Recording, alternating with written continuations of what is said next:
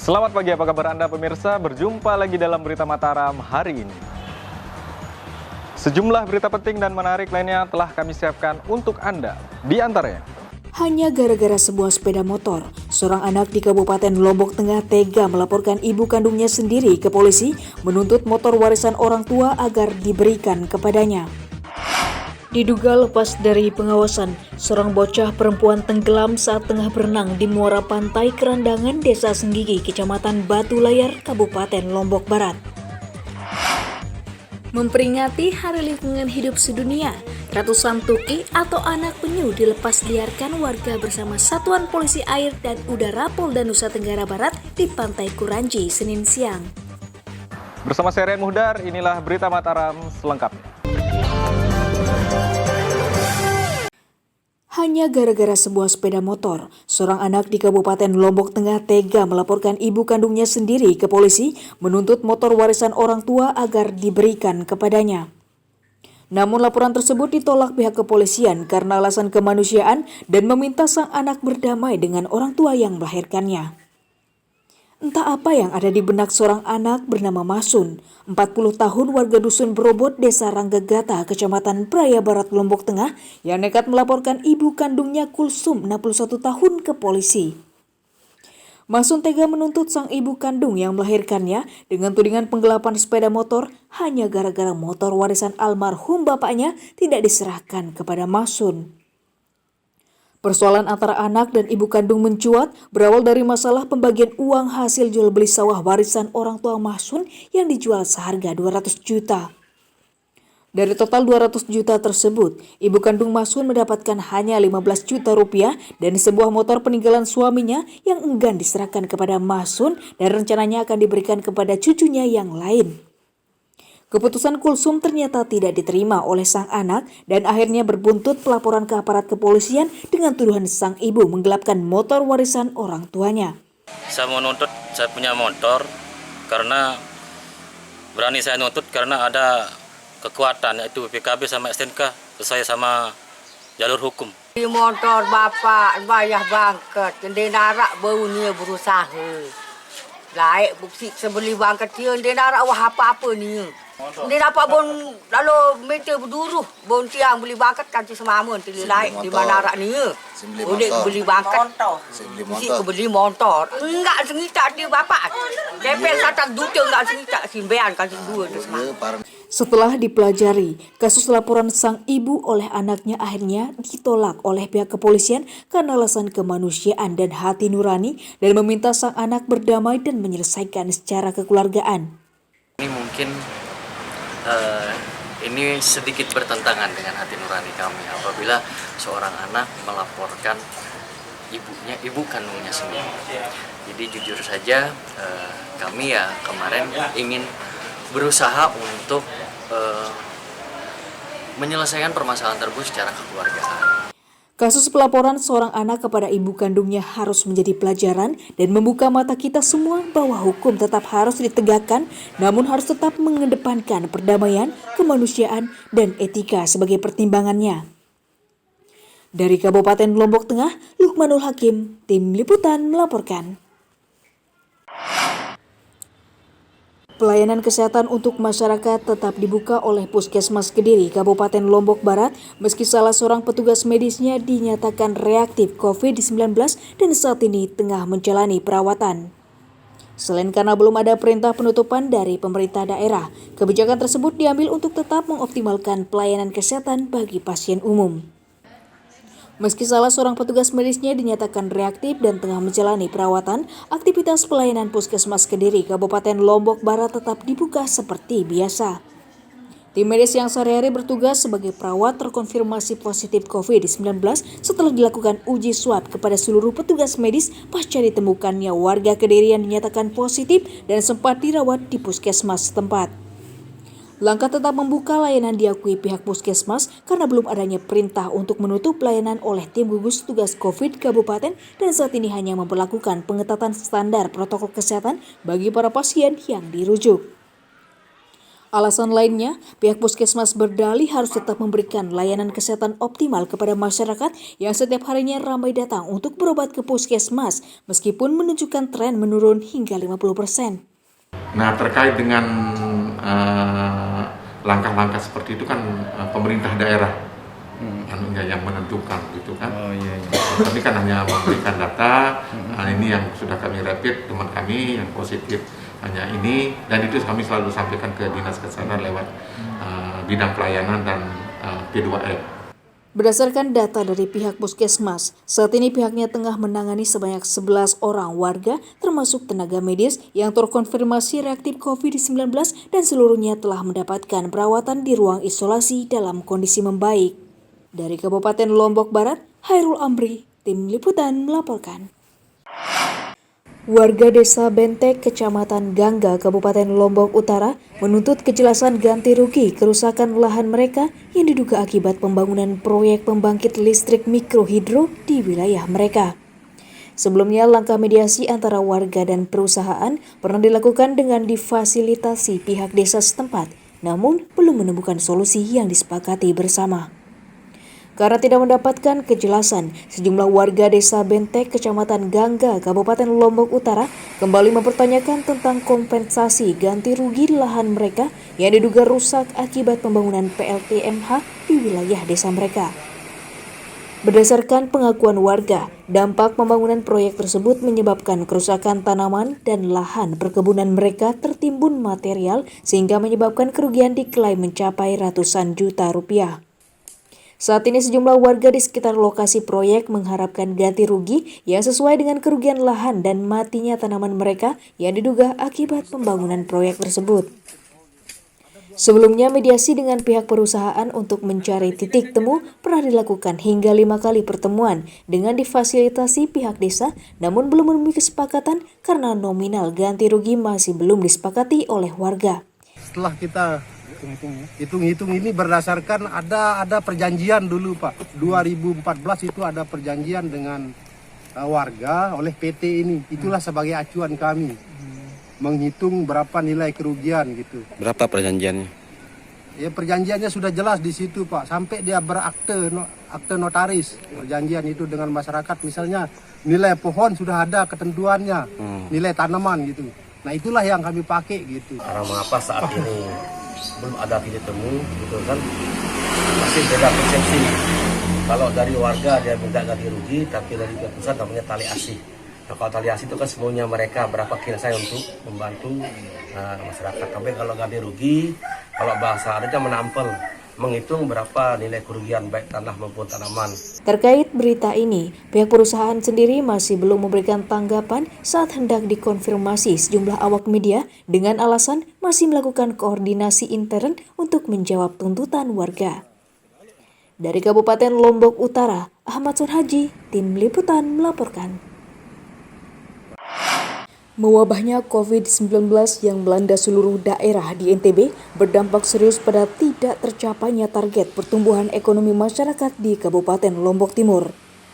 Berdasarkan data pemerintah daerah, target pertumbuhan ekonomi hanya tercatat mencapai 3% dari target 5,6% pada tahun 2020. Selain berdampak pada sektor kesehatan, wabah pandemi COVID-19 yang melanda juga berakibat pada melambatnya catatan pertumbuhan ekonomi di daerah. Di Kabupaten Lombok Timur, pemerintah daerah mencatat terjadinya pelambatan pertumbuhan ekonomi masyarakat hanya mencapai 3% saja dari target seharusnya 5,6%. Angka tersebut didapati dari data evaluasi tim ekonomi pemerintah daerah kabupaten sejak awal bulan Januari hingga bulan Mei 2020 yang hanya mencapai 3% atau minus 0,19%. Menurunnya pertumbuhan ekonomi masyarakat di Lombok Timur saat ini diduga kuat karena terjadinya wabah COVID-19 yang menyebabkan seluruh sektor usaha terdampak dan mengakibatkan daya jual dan beli masyarakat menurun jauh dari kondisi normal. Kita 2020 ini sekitar 5,6%. Nah, Saat COVID ini? Di kondisi awalnya, kondisi normalnya. Nah, kemudian dengan adanya COVID ini ya mudah-mudahan bisa mencapai itu atau mungkin terjeleknya mungkin di bawah itu. Kalau di hasil evaluasi kita kemarin minus 0,19 untuk sampai dengan bulan Mei kemarin. Meski tengah berada di masa pandemi, pemerintah daerah Lombok Timur tetap optimis target pertumbuhan ekonomi di atas 5% akan dicapai setelah wabah COVID berakhir pada pertengahan tahun ini. Dari Kabupaten Lombok Timur, Muhtadun, Tim Liputan melaporkan.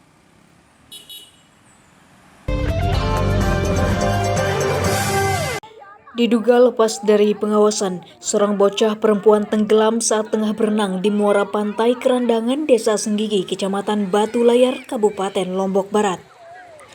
Jasad korban ditemukan warga dan petugas tidak jauh dari lokasi menghilangnya korban dalam kondisi lemas dan dinyatakan meninggal dunia. Beginilah suasana kehebohan warga yang terekam dalam video amatir saat mengetahui hilangnya seorang bocah bernama Putri Nurani, 8 tahun, asal desa Arjangka yang tengah mandi bersama rekannya di muara pantai Kerandangan, Lombok Barat. Puluhan warga dibantu aparat kepolisian selanjutnya melakukan pencarian dengan menyusuri lokasi hilangnya korban yang diduga tenggelam dan terseret gelombang laut yang tiba-tiba membesar.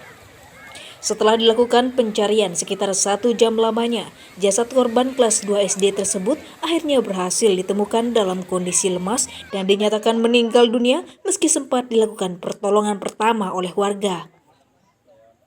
Pihak Polairut sendiri membenarkan kematian korban karena lepas dari pengawasan orang tuanya karena terseret arus pantai dan korban diketahui tidak bisa berenang. Polres Lombok Barat menerima salah satu laporan dari masyarakat terkait laka laut orang tenggelam di wilayah pesisir Pantai Kerandangan, yang dimana korban saat itu melaksanakan kegiatan rekreasi bersama keluarga. Kasus tewasnya korban menjadi pelajaran bagi para orang tua untuk selalu mengawasi anaknya saat berwisata, khususnya ke kawasan pantai untuk menghindari peristiwa serupa agar tidak terulang kembali. Dari Lombok Barat, Hairul Amri, Tim Liputan melaporkan. Seorang pria diringkus Satuan Unit Reserse Kriminal Polsek Labuan Haji, Kabupaten Lombok Timur karena diduga melakukan penganiayaan terhadap seorang kakek hingga babak belur di bagian wajah. Kasus penganiayaan tersebut berlatar belakang salah paham karena pelaku curiga korban kerap lalu lalang di depan rumahnya pada malam hari. Seorang pria berinisial MZ 45 tahun asal desa Korleko, Kabupaten Lombok Timur ditangkap aparat kepolisian unit Satreskrim Polsek Labuan Haji karena diduga melakukan tindakan penganiayaan terhadap seorang kakek di desanya. Penangkapan pelaku berdasarkan laporan seorang korban bernama Solihin, 56 tahun, kakek Paruhbaya yang melaporkan penganiayaan yang dialaminya dilengkapi dengan hasil pisum luka lebam cukup parah di bagian hidung dan wajah. Kasus penganiayaan bermula saat pelaku mendapati korban melintas di depan rumahnya pada malam hari untuk menuju kebun untuk mengairi ladang miliknya. Diduga karena curiga dan ada kesalahpahaman, pelaku kemudian memanggil korban dan berbuntut cekcok dan berakhir dengan aksi penganiayaan yang menyebabkan korban menderita luka serius di bagian wajah karena dibenturkan ke lantai. Kasus perselisihan yang disertai penganiayaan tersebut disayangkan warga karena pelaku dan korban justru saling mengenal satu sama lain dan pernah bersama saat bekerja menjadi TKI di Malaysia. Pada waktu itu korban jalan untuk mengairi sawahnya, yang sehingga di tengah perjalanan bertemu dengan pelaku. Pada saat dia bertemu dengan pelaku bertanya kepada korban, mau kemana? Saya mau melihat sawah saya yang diairi. Karena posisi pelaku pada saat itu dalam kondisi mabuk, pelaku merasa tidak puas dengan jawaban apa yang disampaikan oleh korban sehingga terjadilah pemukulan. Akibat perbuatannya, pelaku terancam pasal 351 Undang-Undang KUHP tentang penganiayaan dengan ancaman hukuman maksimal 5 tahun penjara. Dari Kabupaten Lombok Timur, Muhtadun, Tim Liputan melaporkan. Satuan Reserse Narkoba Polres Lombok Tengah memusnahkan ratusan gram narkotika jenis sabu dan pil ekstasi yang merupakan hasil pengungkapan kasus selama 2 pekan terakhir. Pemusnahan barang bukti dilakukan sesuai dengan perintah undang-undang dan menghindari penyalahgunaan oleh oknum yang tidak bertanggung jawab. Langkah pemusnahan sebanyak 165,3 gram narkotika jenis sabu dan 3 butir ekstasi dimusnahkan tim Satres Narkoba Polres Lombok Tengah Senin siang bertempat di Polres tempat. Proses pemusnahan barang bukti narkotika dilakukan dengan cara di blender dengan disaksikan pelaku dan juga aparat penegak hukum dari unsur kejaksaan dan pengadilan negeri. Ratusan gram narkotika yang dimusnahkan merupakan hasil pengungkapan selama 2 pekan terakhir bertempat di 2 lokasi berbeda, yakni di Desa Batu Jai, Praia Barat dan di Desa Beleke, Praia Timur dengan tersangka berjumlah 6 orang. Seluruh barang bukti yang dimusnahkan tersebut diduga berasal dari luar daerah dan rencananya akan diedarkan di wilayah hukum Polres Lombok Tengah dan kawasan wisata. Dari 6 tersangka dengan jumlah barang bukti 165,36 gram. Itu tersangkanya ada yang perempuan itu ya? Ya. Dari Bandar? Ya, Bandar. Pemusnahan barang bukti tersebut dilaksanakan sesuai perintah undang-undang dan kepada para pelaku tetap akan menjalani proses hukum dan dikenakan pasal 112 dan 114 Undang-Undang Nomor 35 Tahun 2009 tentang narkotika dengan ancaman hukuman minimal 4 tahun penjara atau maksimal seumur hidup. Dari Kabupaten Lombok Tengah, Lukmanul Hakim, Tim Liputan melaporkan. Pemerintah daerah Kabupaten Lombok Barat mendorong pengembangan destinasi wisata desa sebagai salah satu sektor pendongkrak pendapatan asli daerah di tengah pandemi. Selain menjadi salah satu program unggulan pemerintah daerah, keberadaan desa wisata diharapkan mampu menopang ekonomi masyarakat dengan berbasis potensi desa yang dimiliki. Langkah pengembangan desa wisata sebagai salah satu pendukung geliat ekonomi warga di tengah pandemi terus didorong oleh pemerintah daerah. Di Kabupaten Lombok Barat, pihak Dinas Pariwisata menjadikan pengembangan destinasi pedesaan sebagai salah satu program unggulan sebagai salah satu solusi membedah perekonomian masyarakat saat ini. Pemda berharap pengembangan destinasi desa dengan konsep tatanan normal baru bisa menjadi salah satu sektor penopang pertumbuhan ekonomi daerah termasuk menyumbang pendapatan daerah di tengah pandemi saat ini. Di sisi lain, keberadaan desa wisata juga diharapkan bisa memacu geliat perekonomian sejumlah sektor pelaku usaha pendukung pariwisata, mulai dari jasa travel wisata hingga industri produk olahan IKM yang selama ini terhenti karena dampak COVID. Justru mereka lah yang menjadi garda terdepan ya penerapan kenormalan baru ini. Kita ini kan hanya membantu dari aspek promosi, tapi kalau aspek infrastruktur, kewilayahan kan ada di desa masing-masing. Dan kami sangat mengapresiasi bahwa teman-teman di pemerintah desa itu saya lihat mulai 2 tahun 3 tahun terakhir ini menjadikan wisata itu menjadi salah satu program pembangunan unggulan di daerahnya masing-masing. Berdasarkan data terakhir, saat ini pemerintah daerah Kabupaten Lombok Barat mencatat dari total 119 desa yang siap dikembangkan, sebanyak 57 desa diantaranya telah terdaftar sebagai desa wisata unggulan dengan meliputi wisata air, wisata kebun, mangrove, dan wisata religi sebagai sektor unggulannya. Dari Kabupaten Lombok Barat, Hairul Amri, Tim Liputan melaporkan. Memasuki tatanan kehidupan normal baru, objek wisata Pulau Moyo di Kabupaten Sumbawa belum dibuka normal karena masih sepi kunjungan. Rencana pembukaan kawasan Pulau Moyo saat ini masih menunggu regulasi pemerintah daerah Provinsi NTB untuk menggeliatkan kembali dunia pariwisata pasca pandemi. Inilah kawasan destinasi wisata Pulau Moyo yang menjadi salah satu destinasi andalan di Nusa Tenggara Barat yang terkenal dengan wisata airnya. Praktis sejak dimulainya pandemi hingga saat ini, kawasan Pulau Moyo sepi kunjungan wisatawan yang menyebabkan pengelola wisata memilih menutup usaha mereka. Selain hotel dan restoran, hampir seluruh kegiatan baik diving maupun snorkeling yang semula ramai saat ini sepi, tidak ada kunjungan. Para pengelola wisata sendiri menyatakan kondisi pandemi membuat usaha dan bisnis mereka terpuruk karena tidak adanya pemasukan karena pemberlakuan penutupan kawasan wisata dalam rangka mencegah COVID. Dalam bulan-bulan ini, kunjungan wisata baik mancanegara ataupun pribumi itu sudah padat dan ramai. Cuman karena berkaitan dengan COVID ini, sampai dengan keadaan yang kita saksikan sekarang ini sama sekali kunjungan wisata itu tidak ada. Selain berharap situasi segera normal, para pengelola wisata juga mendorong pemerintah mencarikan solusi alternatif bagi para pekerja wisata di kawasan tersebut agar bisa bertahan di tengah sepinya wisatawan akibat pandemi saat ini. Dari Kabupaten Sumbawa, Sultan Fahri, Tim Liputan melaporkan. Memperingati Hari Lingkungan Hidup Sedunia, ratusan tukik atau anak penyu dilepas liarkan warga bersama Satuan Polisi Air dan Udara Polda Nusa Tenggara Barat di Pantai Kuranji, Senin siang. Selain untuk menjaga kelangsungan ekosistem, pelepasan tukik dilaksanakan juga bertepatan dengan peringatan Hari Bayangkara ke-74. Dalam rangka peringatan Hari Lingkungan Hidup Sedunia, puluhan anggota Polairut Polres Lombok Barat bersama warga melakukan pelepasan tukik di tepi Pantai Kuranji, Kecamatan Labu Api, Senin siang. Proses pelepasan ratusan anak penyu atau tukik dilakukan secara bersama-sama, sekaligus sebagai ajakan untuk menjaga pantai dan ekosistem yang ada di dalamnya.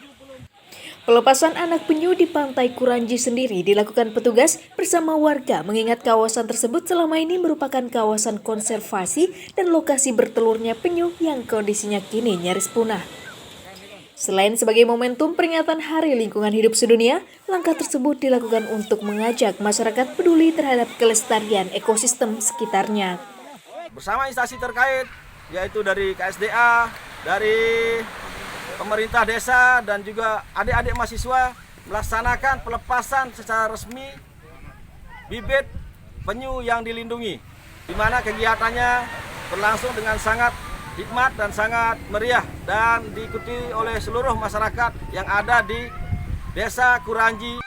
Pelepasan tukik diharapkan bisa mendorong tumbuhnya kesadaran masyarakat untuk menjaga alam dan isinya, mendukung program Kampung Sehat yang diinisiasi Polda NTB sebagai motivasi warga bangkit pasca pandemi. Dari Kabupaten Lombok Barat, Awaludin, Tim Liputan melaporkan.